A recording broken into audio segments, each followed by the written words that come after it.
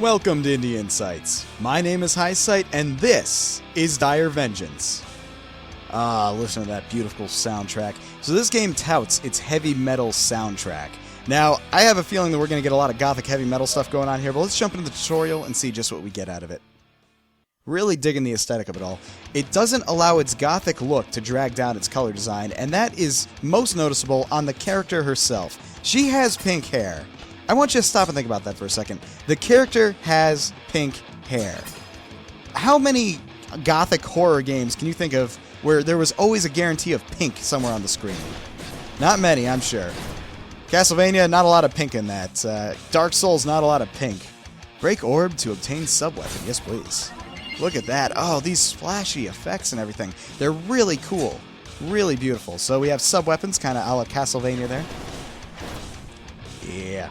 Got these creatures in the background here, kind of like, strippers in a cage, I suppose. But, I mean, that's the best analogy I can come up with right now, but it works. It's the point. Alright, power up. Collect soul orbs to fill the power bar. Fair enough. And if you see down there, it looks like I'm getting a speed boost if I do it. Jump from here. Activate the jump in order to clear. Alright, so we need speed. So let's hit B. That increased my speed, and there we go. It's a very straightforward tutorial, not a lot of subtlety in it. That's not necessarily bad, but, subtlety is not necessarily something that's, that couldn't be implemented here. So let's get on the ladder here. Very nice. Oh, ladders, you will always be the death of me. It feels so stiff. The ladder feels so stiff. I can't press left or right now to get off. That's all left or right does. I have to actually move off it. And the weird part is you have to press jump to jump off it, but you're not actually jumping, right? Isn't that weird? You're not actually jumping, you're just kind of letting go. Now, you can double jump once you get off, but you probably want to get a little momentum. I mean, you're probably kicking off the ladder, right? You're going to kick off the bottom rung. You're not really just going to let go. It feels weird, doesn't it? Alright, so we get some gems, we get some extra lives. Look at that, they're all worth a different amount. Simple enough. Good different sound effects to kind of convey how much they're worth. Higher pitch, worth more. Mana potion rebuilds mana bar. Health potion refills health bar. Life goblet gains an extra life. Lives! Ew, that's interesting. We'll see how those play out. Break torches to obtain gargoyles to obtain items. So let's see about the jumping right here. There's one jump height. I can't just tap and do a light jump. It's one height. And that's kind of interesting when you consider, you want me to hit that right there. Obviously, it seems to be at, like, head height, which I guess is sword slashing height. But it feels weird to not be able to actually control the height of your jump. Let's check out the actual game here, though. Yeah, you always want to kick off ladders when you jump off them. Who doesn't jump off ladders by kicking off them? Come on, folks. This is grade school stuff. Hell's Mouth demo. What do we got? So already, I'm very impressed by this game's flashy graphics and overall design. Lots of flash, lots of style, and it looks like enough substance. I don't know what I just got, but let's... Oh, fireballs. Lovely. Wow, this music is actually really fitting, and I really love it. Ah, nice. Now look right there. I don't know if that was by design, but if it wasn't, that was brilliantly done. There was an enemy that I had to reach down to hit, and at the same time, we had a crow up here that actually swooped down at me at a height that they would not hit me if I were ducking. So they actually put that there because they knew I'd see the zombie, but maybe not the crow. And that's how I know now to watch out for crows and to duck whenever they get near. That is a brilliant bit of game design. That's a way of teaching without actually telling. And that, again, is something that would have been great if it were in the tutorial. You know what I'm saying? Subtle learning. Now, as to what I just grabbed, I'm not sure what these things are that I'm picking up. Now, I can use them to find out. And it's cool to see that, but then I'm wasting mana, right? It seems like the icon that I'm getting out of it isn't really conveying what I'm getting. Although, damn if that isn't cool. Tons of style here. Just tons. Oh, look at that crow. Get out of here, crow. Bad crow. Overall, very impressive. Things popping out at you all have these feelings of popping out. They have a sound that coincides with their popping out at you. These backgrounds. Look at the ramp right here. Look at those structures, those stone structures. What are they doing there? It doesn't even matter. They just look cool as hell. Oh, that's beautiful. Look at that. So I'm guessing lives are going to be very important in this game, because I'm sure I'm going to die a lot.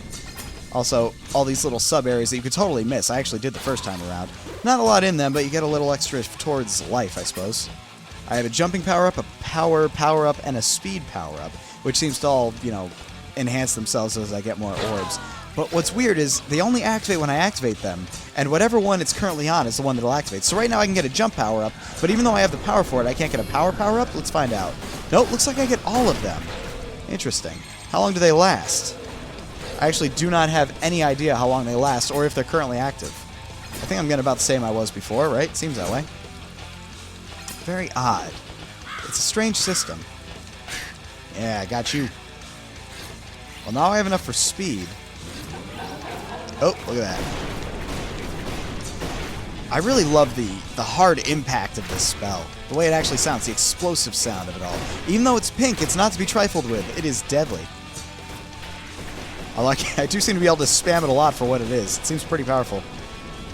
The music does not fit the art style, someone's saying. Well, I'm not entirely sure about that, if I'm being quite frank. It does feel heavy metal, but I think it's because the sound design is really what's leading me to feel like this game is real heavy metal at the moment, right? Right now I feel like I'm really in a heavy metal mood, and that might just be because of all the explosions, all of the heavy sound effects of the armor clanking during my jumps, the sound of the sword swinging. I don't know if it's maybe the sound design that's driving the music design to work for me, but something is working for it. And maybe that'll become more apparent as we start hitting more gothical structures. Right now we have a lot of undead going, but not necessarily gothical.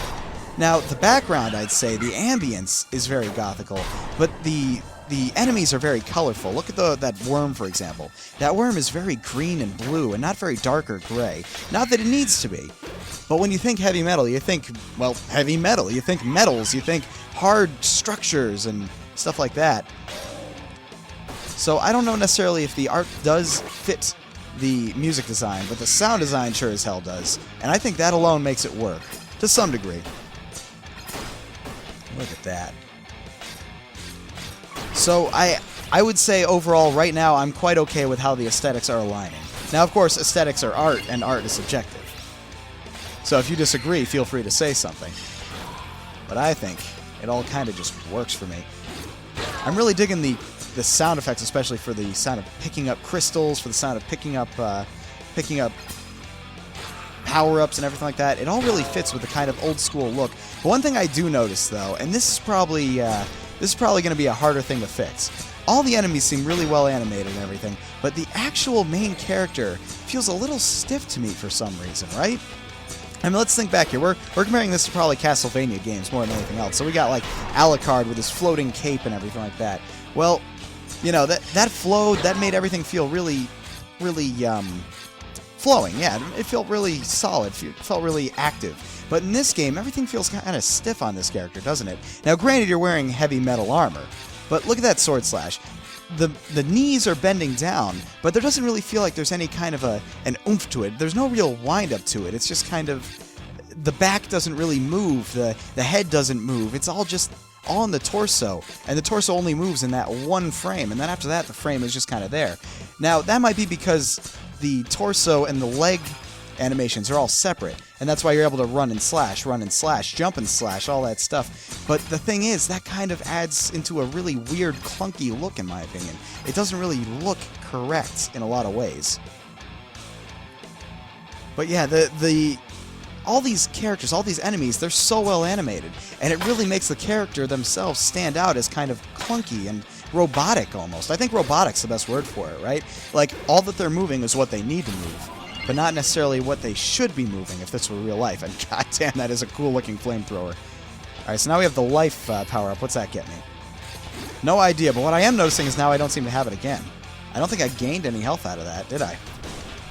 Oh, that flamethrower is so cool. It eats up my mana like crazy, but it looks so slick. So now we have increased speed. Is that permanent? Is that what that's all about? Well, let's hope so, because it's a big jump. So if you didn't have enough speed right there, would you have died, I wonder? Questionable. Yeah, it does feel like there's at least 3 layers. Maybe there's a head layer, a leg layer, and an arm layer, because the head doesn't really feel like it moves much either. And I feel like that really lets down the entire art style, because the entire game, what one thing are you going to see more than anything else? The main character. You are going to see a lot of the main character. And if they look this clunky, like look at the ladder movement. That just doesn't look really right, you know? It doesn't look natural. The way the arms move with the legs, it seems off. It seems odd, to say the least. And I think that definitely needs a second pass. But as for the gameplay, I haven't talked much about the gameplay. It feels solid. The platforming works exactly as you'd hoped it would. It's very tightened. It's very, very perfect, honestly. I wouldn't expect anything less out of what I'm getting. Aside from the ladder movement, the controls are all exactly where they need to be. But as for the actual balancing, I feel like the magic is a little too powerful right now. Now, granted, this flamethrower is definitely the most powerful magic I've come across so far, and it's very costly. But before, I was shooting out the kind of, I would call it a shotgun blast, I guess. And that didn't seem to really use much of any mana. Oh, man. Look at this. What did I get now? Ooh, nice. Now let's see how costly this is to use. Well, first of all, it comes back and forth, so I'm getting 2 for 1, right? It's basically a 2 for 1 sale up in here.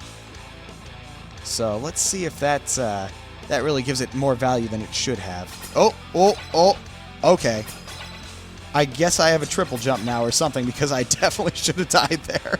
Okay, you might not want to put a pit in a dark room right next to the entrance. Jeez. If I didn't have the triple jump, I would have died. So I guess the triple jump is permanent, but the speed boost isn't? I'm kind of confused on the laws of that right there, you know? I'm not entirely positive what's permanent and what's not. Let's try this. So the power doesn't seem to be permanent. My armor's all really nice looking now. Look at that sword slash. That looks beautiful. But apparently it's not permanent, and I can't really tell ahead of time what's going to be permanent and what's not. And when you're making me spend money on things, or rather I should say souls or currency or whatever, well, I don't quite know if what I'm getting is worth it if it's not permanent. You might want to find some way to make absolutely sure that the player knows if what they're getting is permanent or not. Because I don't want to keep spending the same amount of money on the speed. So they're all permanent. Is that how that works? Okay. So now this speed boost is permanent, so it's like a level up system is what you're telling me. But I guess I couldn't really tell that, so now it's just that I've capped that out. Now that makes a lot more sense. I think what you really need, though, is a way of conveying that what you have now is an enhanced version of yourself. A way of saying, like, hey, you can get another one in here, but after that, you're already, you're going to have to keep going if you want more. So, like, you know, just a 2 out of 3, 3 out of 3. So, yeah, this power is staying with me the whole way through. The speed definitely feels like it's not going away. So now it looks like I'm maxed out on power, and sheesh, wow, look at that. I think that's almost over the top, honestly, because I literally, if I'm ducking, cannot see my player when I do that. I can't see my own character. Oh my goodness, I'm all for over-the-top effects, but that's a little ridiculous, ain't it? So basically, we're getting these orbs in order to level up our character, I guess. And I guess I saw more of a temporary system than a full level-up system, you know? Alright, so let's keep proceeding here. Looks like haven't died yet. Feel good about that. Sure, that's probably the first level, but still. So we have these enemies that kind of form into skulls after they die. That's one thing I'm noticing. One thing that I notice about that immediately is that means I have to wait in order to actually kill them, right? I could attack them and move on, but I wouldn't because I know immediately there's going to be an enemy behind me if I do that. So that kind of encourages, it's a waiting mechanic. It encourages waiting. Now, I noticed some magic kind of went through that, not a lot. And oh, look at this guy. Oh, whoa, when did the platform go away there? I didn't see that. And there's my instant death state right there. And I'm not even respawning at the boss. I have to go all the way back. And I've lost all my power-ups. But wait a minute. Doesn't that mean that you could potentially get in an unwinnable state if you kind of get caught in something that you can't jump over? Better be careful you don't make any of your platforming dependent on a level up.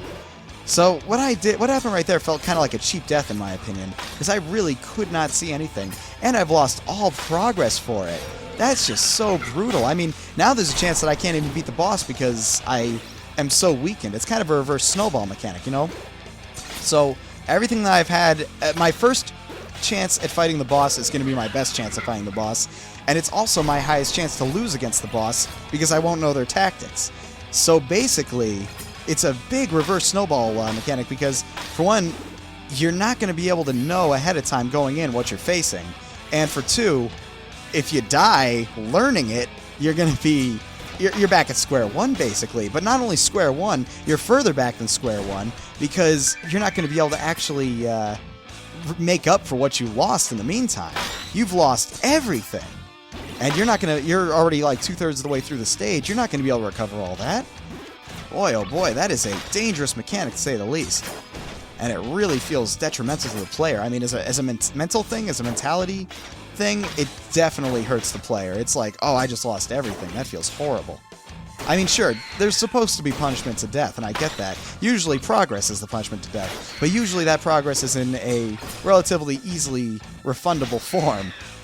That's not so easy to recover. But at least you do get full health just before the boss, and that's nice. So what I'm going to do is I'm going to try to get all my power back as best I can right there. So I'm just going to sit here and wait and kill him. Hopefully I'll get enough back. Nope, not enough back for full power. Whoa! Alright, so let's make sure this time that we realize that the platform went from under me. The main reason I didn't notice that, I think, was because of the silence of it all. It was pretty silent disappearing. Oh, that pink is bad. That's a bad pink. Alright, so now I gotta dodge spikes, dodge things going on. So you got a lot of mechanics here. You got a lot of things coming at me. You got a very clear danger zone. Oh, I'm dead. Dang. I didn't quite notice every time when I was getting hit by that laser. I was able to make the intuitive leap, hey, I probably just got hit by a laser. But I didn't actually see much player feedback saying, hey, you just got hit by a laser. It felt kind of like a weak... Actually, let's test that out. How does it feel when you get hit in this game? Yeah, that's pretty standard. You just kind of stun lock for a second and you kind of do your little, ooh, I've been hit blinky thing. So a little bit of invulnerability, I suppose. There we go. But I don't know, it didn't feel like big enough for me to really notice sometimes when I got hit, because sometimes my entire character sprite was actually covered by the effect that was hurting me, right? So because of that, I can't count on the character sprite being enough of a feedback to know when I've been hit. Unless, of course, the character sprite is in front of those effects, right? I mean, in general, I always feel like character sprites, in particular the main character sprite, should be in front of all the flashy effects. Because there's not much more important in this game than knowing how your character is doing at any given moment. So when you have your character completely covered up by flashy effects, as cool as they might look, you're basically saying, hey, you don't really know what's happening to the character behind these effects, but, you know, you're being affected by something. Whether it's good or bad, who really knows? I guess we'll take the jump. That might help a little bit in the boss fight, and I've already gone past power, so a little screwed on that front. Gotta pay attention closely to what you're powering up, because too little too late sometimes. There we go. So I can increase my speed, but I think I really want the power increase. Maybe we'll be able to make it. Maybe. What's nice is I'm not running out of lives, because there's actually a gargoyle that gives a life gauntlet on the way over. So basically I have infinite lives. No threat of that whatsoever. Alright, let's duck out of that there. So we know a little bit more about the enemy now. He shoots a spike at you, you gotta jump. He simultaneously will shoot a laser at you, you have to not jump. And a few other little things. Some kind of flamethrower effects. Alright, let's get that powered up. And let's see what we can work with. The hammer will be our greatest ally, I think, right here. Because it's going to be able to hit that crystal dead on, as well as whatever else might be coming out. The only thing we really got to watch out for is those spikes. What I like is you're actually shooting all these things at me at once, so I have to be very careful to not overdo it on one. Like, I can't jump too high for the spike, or else I'm going to get hit by the laser. Meanwhile, I can't... I gotta hit that ball, but I can't jump up to hit it. Or I have to hit it before it locks onto me, but I can't jump up to hit it just because of... because I could get hit by the laser eye. So you got a lot going on here. And that's good. But what I am noticing here is, look at how much value I'm getting out of the magic. All I needed there was the magic. That was really it. Didn't really need to use any sword slashing, didn't really need to do much of anything. Just the magic. But I will say, as far as aesthetics go, this is a sweet-looking boss fight. And holy crap, of course the mouth opens up to let you on to the next section. As far as level design goes, I gotta give you props. The level design in both aesthetic and actual functionality is all really there, and it really feels good. So, really, you've set up a beautiful environment. Some people might disagree about the whole art style working with the sound style and the music style. For me, it works. Some people might disagree. But hey, that's art, right? Art is always open for interpretation. And quite frankly, I'm really happy with what I've seen here so far. This is a very solid demo for what will probably hit greenlight and be greenlit immediately. And I want to see more of Dire Vengeance. I think it's a very beautiful game. Keep going with it, guys. I'm very impressed.